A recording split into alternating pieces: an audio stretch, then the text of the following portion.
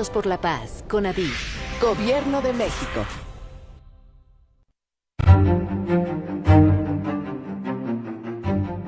Las metanfetaminas, o también conocidas como cristal, son una sustancia de abuso que se ha distribuido ampliamente en nuestro país. El cristal o metanfetamina es una sustancia que por el precio cada vez es más barata porque se produce rápidamente, normalmente se hacen en laboratorios clandestinos, pero en México sabemos que hay un aumento. Esto propicia que el consumo se incremente y como es muy barato y como aumenta la actividad física y el estado de alerta, se consume cada vez más y más y más para trabajar, para hacer jornadas muy largas o cuidar a la familia o tener más horas manejando o para combinarla con otras sustancias.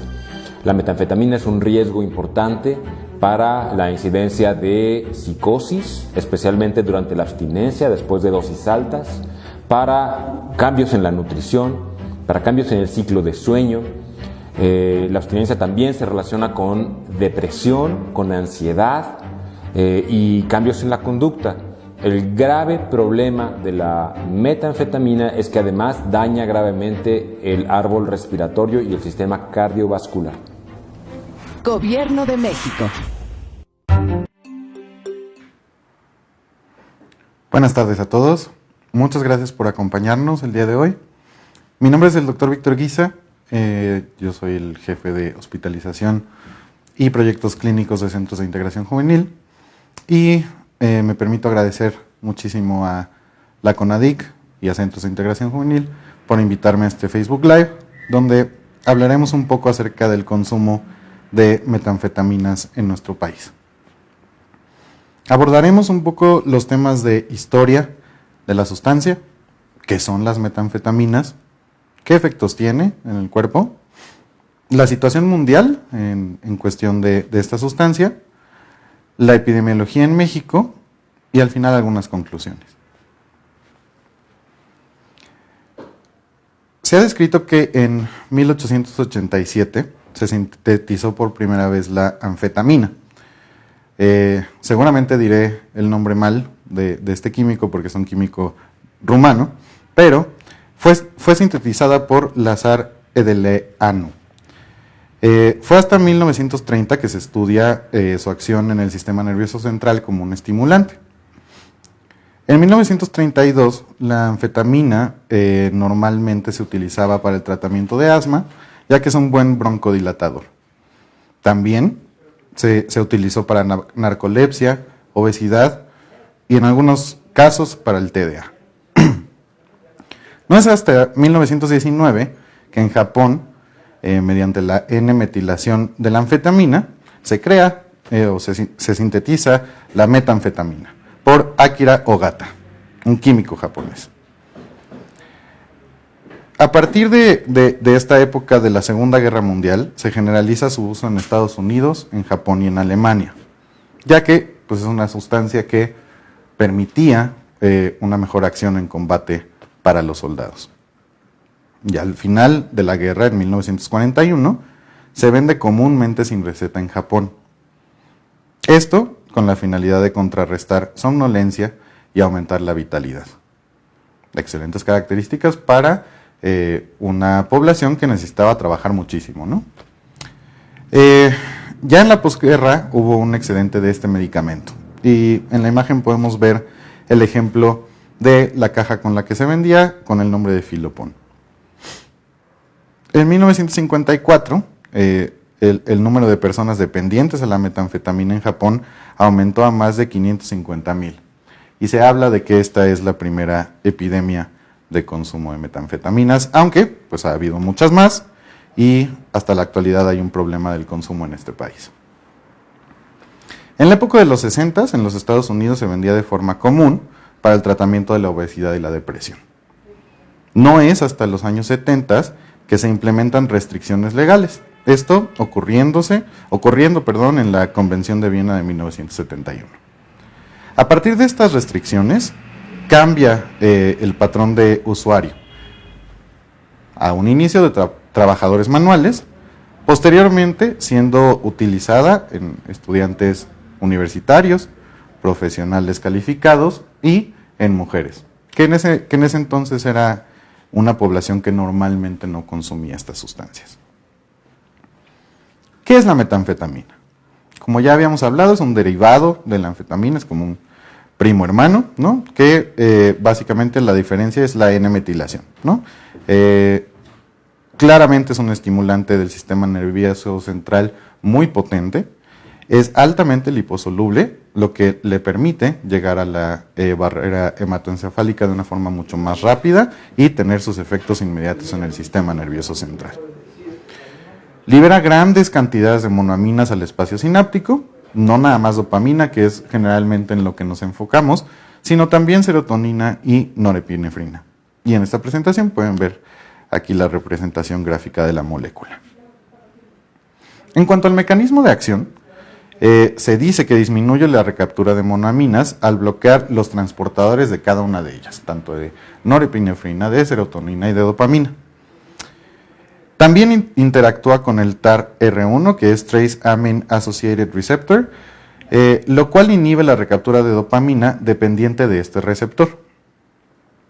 De igual manera, reduce la expresión de transportadores de dopamina, lo que permite que tengamos mucho de este neurotransmisor en el espacio sináptico.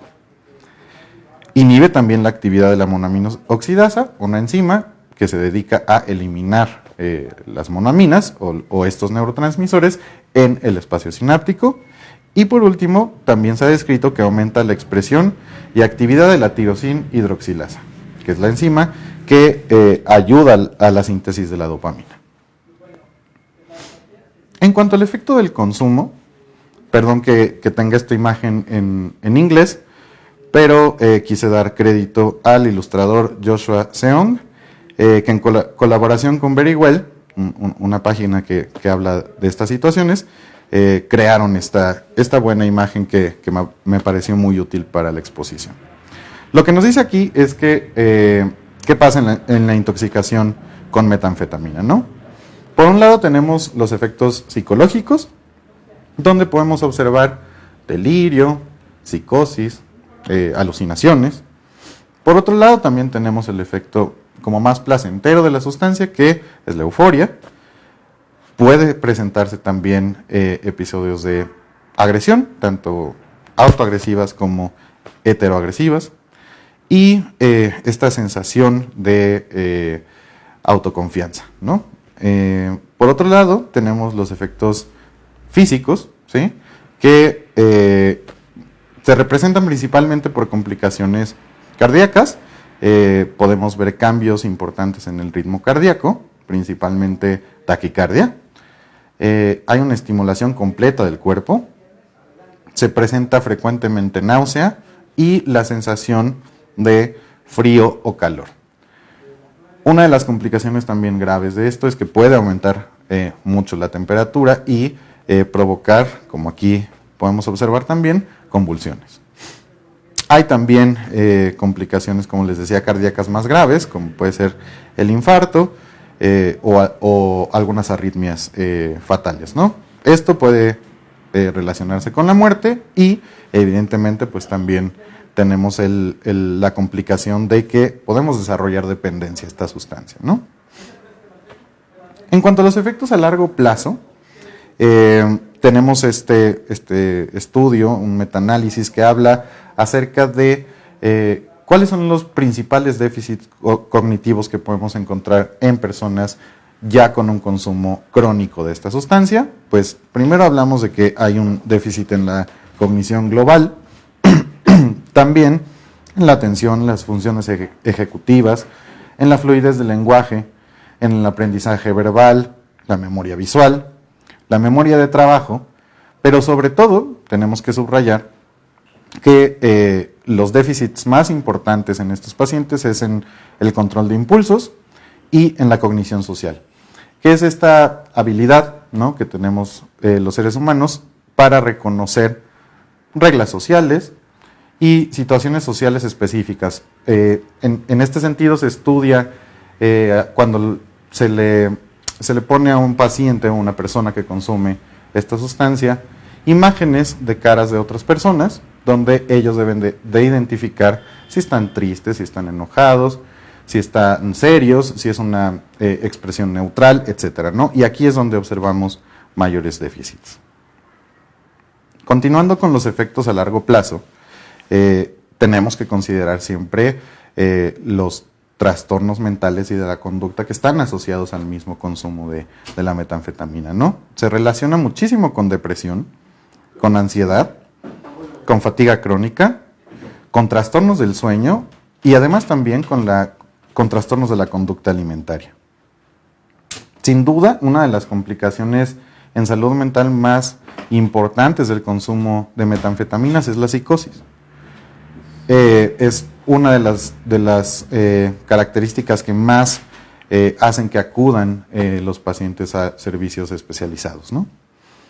También podemos encontrar cuestiones que no tienen tanto que ver con salud mental, pero que tienen una repercusión grave en la funcionalidad de nuestros pacientes, como es la pérdida de peso extrema, ¿no? En caso porque es un anorexigénico, es decir, quita el hambre, ¿no? El consumo de la metanfetamina. También encontramos isquemias intestinales, deshidratación, híleo paralítico. Esto es producido principalmente porque hay cambios importantes en el sistema nervioso del intestino, ¿sí? También podemos encontrar diarrea, esto derivado también de cambios en la microbiota intestinal. Y, por último, algo que se está estudiando mucho en los últimos años son los cambios en las vías colinérgicas antiinflamatorias, que esto va a producir un estado inflamatorio global y todas las consecuencias que esto significa, ¿no? Sin duda, una de las complicaciones más comunes y más graves es la dependencia de esta sustancia, y derivado de que hay diferentes vías de consumo de esta sustancia, es decir, puede ser fumado, puede ser esnifado, puede ser vía oral y también puede ser vía intravenosa. Cuando se consume de esta manera, de vía intravenosa, tenemos que considerar también todos los riesgos que esto mismo implica. Por ejemplo, el riesgo aumentado de contraer VIH, hepatitis B o C, y también considerando como infecciones locales, ¿no? Abscesos, etc. Otro de los problemas comunes que podemos encontrar son problemas dentales en estas personas que consumen. De hecho, la Academia Americana de Dentistas reconoce como un síndrome en específico como los dientes de metanfetamina, ¿no? Y se ha descrito que probablemente lo que ocurre es que al fumar la metanfetamina se crea una deshidratación muy importante de la boca y además como una higiene menor una higiene bucal mucho menor en estas personas, y además crea también como un efecto secundario bruxismo, que es como rechinar los dientes, el apretar mucho la mandíbula, y esto provoca como estos cambios, ¿no? De igual manera encontramos problemas en piel, ¿sí? Es muy común la comezón intensa y el dolor en la piel, y por eso es que hay muchas heridas por rascado. Hablando de salud mental en general, el panorama actual de los trastornos mentales, derivado también de un estudio que hizo el Lancet en 2018, que, digamos, por frecuencia empezamos a enumerar a los trastornos mentales, y podemos aquí ver que el primer lugar son los trastornos de ansiedad, en segundo lugar los trastornos depresivos, pero en tercer lugar los trastornos por consumo de sustancias. Esto nos habla de la importancia del problema que tenemos en cuanto a salud mental y salud pública en general. Hablando de datos mundiales, aquí con el Reporte Mundial de Drogas del 2020 de la ONU, hay datos muy interesantes, ¿no? Donde mencionan que hay una preocupación importante por los cambios en el mercado. Se ha observado, por ejemplo, que los estimulantes han sustituido ya a los opiáceos en la zona de Asia Central y Rusia, una zona donde era característico el consumo de los opiáceos, pero ya está siendo reemplazado por estimulantes. El mercado de metanfetamina crece también de forma alarmante en Afganistán e Irak, una zona que también no era tan frecuente del consumo, pero que ahora realmente se está volviendo un problema grave. 27 millones de personas consumieron estimulantes de tipo anfetamínico en Asia Sudoriental y Norteamérica en el 2018. Esta cantidad probablemente ahora sea mayor, pero creo que queda muy claro que estas cifras son alarmantes, cifras que además superan ya la cocaína. La cantidad de incautaciones de metanfetamina fue récord en el 2018 con 228 toneladas. En 2020 aumentó la compra de sustancias en la Deep Web, uno de los cambios, digamos también, que podemos asociar a la pandemia, al confinamiento, es que, digamos, el mercado de venta ha cambiado precisamente por el confinamiento, por las restricciones, etcétera. Y una de las opciones más peligrosas justamente ha sido que hemos encontrado el aumento de compra en esta opción, digamos, en Internet, ¿no? Derivado de la escasez de los precursores de metanfetamina, hubo un aumento, se detectó un aumento en el precio en Estados Unidos y en México en marzo del 2021. Esta diapositiva también es para representar, digamos, como lo que sabemos o lo que se puede medir un poco acerca del mercado de metanfetaminas. Encontramos que en el 2018, perdón, del 1 de diciembre de 2012 al 30 de junio de 2018, se habían incautado en nuestro país 123.56 toneladas de metanfetamina, lo cual representa una cantidad también muy importante y que probablemente tenga que ver con la demanda de la sustancia. ¿Qué pasa en nuestro país? La epidemiología lo que nos dice es que esto va en aumento también.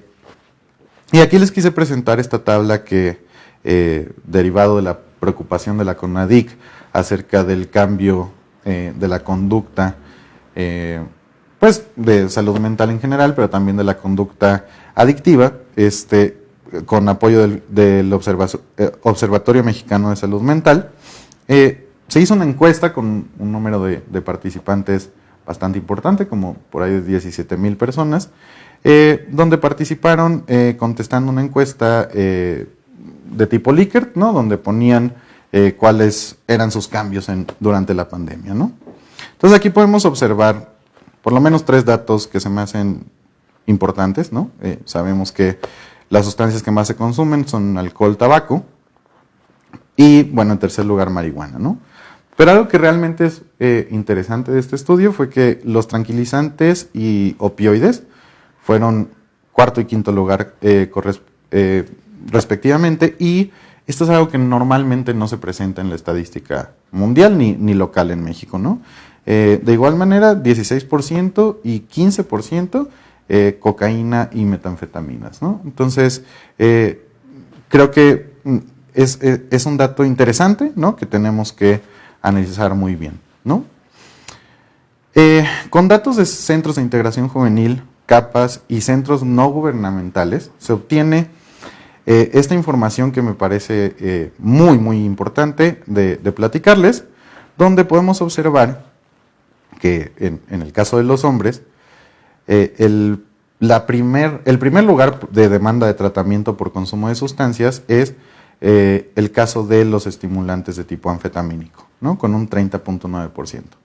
En las mujeres, casi igual, le gana alcohol, pero en segundo lugar también tenemos los estimulantes, ¿no? Entonces, en un global, en el total, podemos ver que sí, efectivamente, el primer lugar de demanda de tratamiento son los estimulantes de tipo anfetamínico, lo cual representa, pues, un problema de salud pública muy importante y que debe de ser atendido de la mejor manera, ¿no? En cuanto a datos de centros de integración juvenil, podemos encontrar esta tabla donde menciona, y quiero que se acuerden muy bien de esta tabla porque después vamos a repasarla. Aquí mencionamos que en el 2018 teníamos como principales drogas de mayor impacto el cannabis, ¿no? Con 36.7%, y en segundo lugar, metanfetaminas, con 18%. ¿Sí? Pero, si analizamos ahora la situación actual, o más reciente, ¿sí? Esta gráfica me gusta muchísimo porque es el consumo de drogas alguna vez en la vida, ¿sí? Y observamos que, bueno, sí, en primer lugar está el alcohol, en segundo lugar, en 2021, tenemos cannabis, y en tercer lugar tenemos tabaco, ¿sí? Pero en cuarto lugar, o si lo quieren ver de otro modo, en segundo lugar en cuanto a drogas ilícitas, son las metanfetaminas, en consumo de alguna vez en la vida. Esta gráfica representa del segundo semestre de 2004 al primer semestre del 2021, y las que siguen serán igual, ¿de acuerdo? En el mismo periodo. En esta otra encontramos que el consumo de drogas en los últimos 30 días en usuarios de drogas ilícitas, tenemos otra vez, ¿no? El alcohol y tabaco y marihuana en tercer lugar, pero de igual manera a las metanfetaminas en cuarto lugar, total, ¿no? También es vemos claramente pues aquí los cambios en la tendencia que va hacia la alza en el consumo de metanfetaminas, ¿no? Y esta es la que más me preocupa, ¿sí? Como habíamos visto, en la gráfica del 2018, habíamos dicho que la droga de mayor impacto, reportada en centros de integración juvenil, era cannabis, ¿sí? Pero ya, a partir de por ahí del segundo semestre de 2019 y el primero de 2020, empezó a ganarle espacio, ¿no? Las metanfetaminas, hasta que en el primer semestre de este año reportamos que efectivamente las metanfetaminas son la droga de mayor impacto en pacientes de centros de integración juvenil. Como conclusiones, sí quisiera mencionar que pues, hay una preocupación por el aumento en la oferta y la demanda mundial de las metanfetaminas, y no se diga en nuestro país. Los daños a la salud tienen alta morbimortalidad de esta sustancia. Es el primer lugar en demanda de atención, y eso nos debe de llamar mucho la atención, y tenemos que enfocar también esfuerzos importantes en la atención de esta sustancia en específico. Se asocia a múltiples patologías, tanto mentales como de salud en general. Y quisiera también incluir esto como conclusión.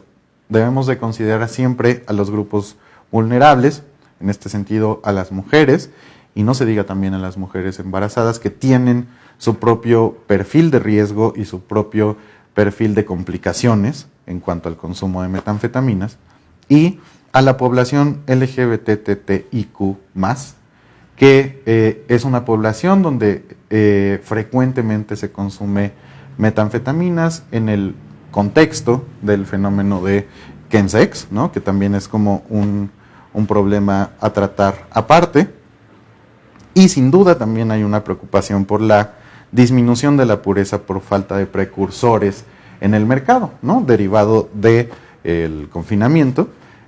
También se están mezclando otras sustancias y se está haciendo más problemático el producto que está en la calle, ¿no?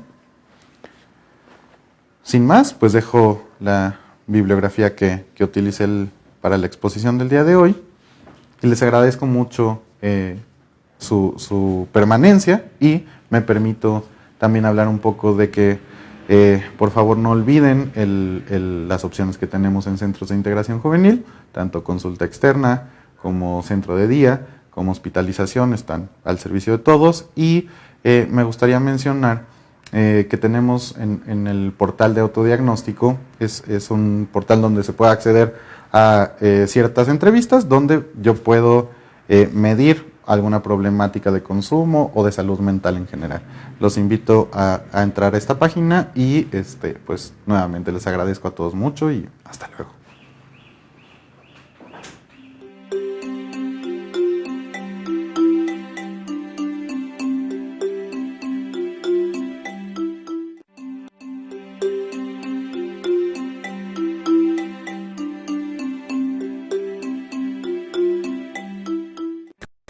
Es en todo el mundo fentanil, unas a la conducta inyectora, que de por sí es muy problemático.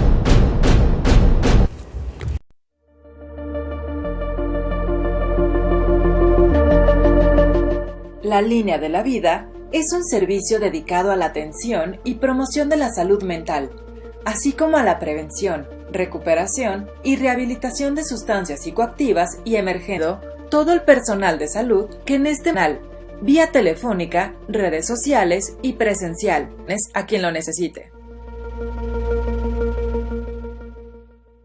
Gobierno de México.